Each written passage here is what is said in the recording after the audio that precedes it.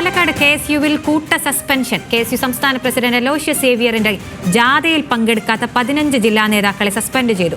വിവരങ്ങളുമായി പ്രസാദ് ഉടുമ്പശ്ശേരി ചേരുന്നു. പ്രസാദ്, എന്ത് കാരണം പറഞ്ഞാണ് സസ്പെൻഡ് ചെയ്തിരിക്കുന്നത്?